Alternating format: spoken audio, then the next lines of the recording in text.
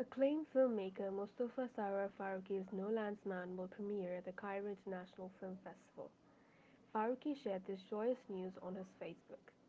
Oscar-winning composer A.R. Rahman and Nawazuddin Siddiqui will be present at the event. The Cairo International Film Festival is the oldest film event in the Middle East and will screen 98 titles from 63 countries this year.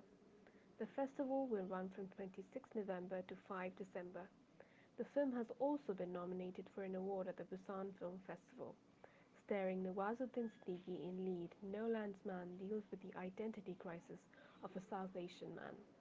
The film also features Bangladeshi singer Hassan Khan and Australian actress Megan Michelle. The film, shot in the US, Australia, and India, is predominantly in English with some dialogue in Hindi.